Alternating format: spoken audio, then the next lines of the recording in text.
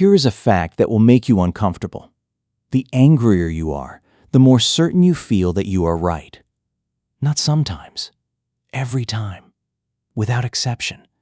And the science behind why that happens will change the way you see every argument you have ever lost, and every one you thought you won. But first, pattern interrupt. Sudden cut to a prehistoric hunting scene. A warrior stick figure screaming in rage at a rival tribe, spear raised. Then cut back. Because that image is exactly where this story starts. Anger is the oldest story your body knows how to tell. Long before language existed, before courts and laws and the concept of fairness, your ancestors lived in a world where status determined survival. Who ate first? Who mated? Who got shelter when the weather turned? And in that world, the creature that backed down lost everything. Your brain did not evolve anger as a flaw.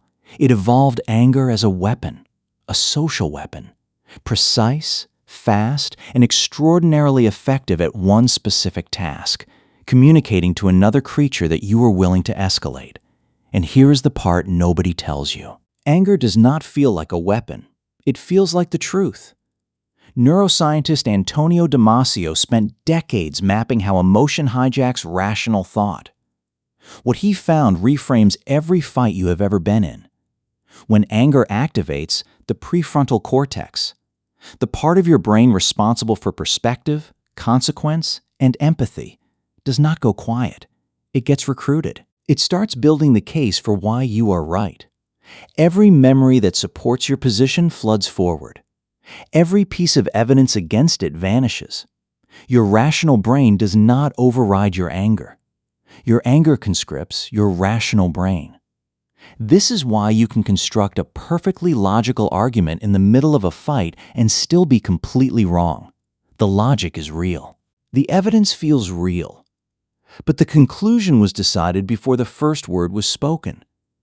By a system so ancient, it predates human language by millions of years. Psychologist James Averill studied anger across cultures for decades and found something that dismantled every assumption about what anger actually is. He found that anger is not a loss of control. It is a performance of control. In every culture he studied, anger followed unspoken rules.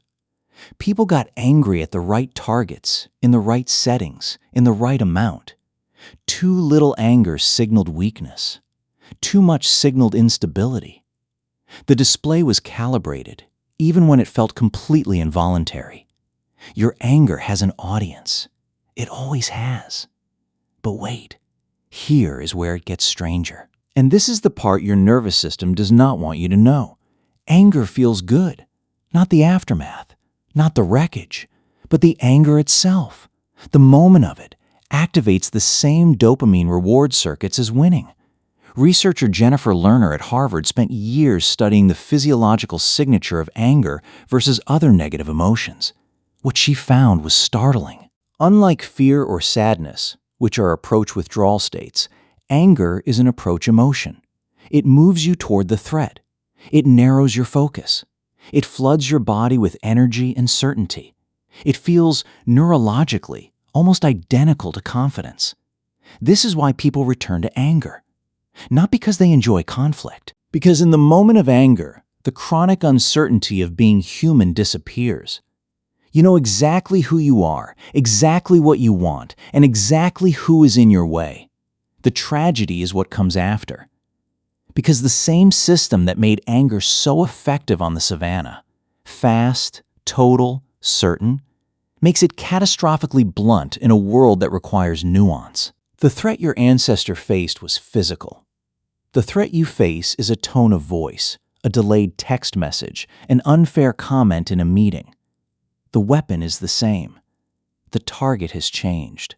So the next time you feel that familiar heat rising, that absolute, clarifying certainty that you are right and they are wrong, do not just ask yourself what you are angry about.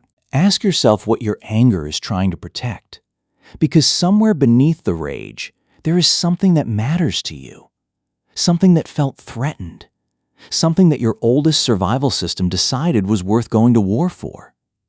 Anger is not your enemy. It is your oldest signal. The question is whether you are still fighting the right war.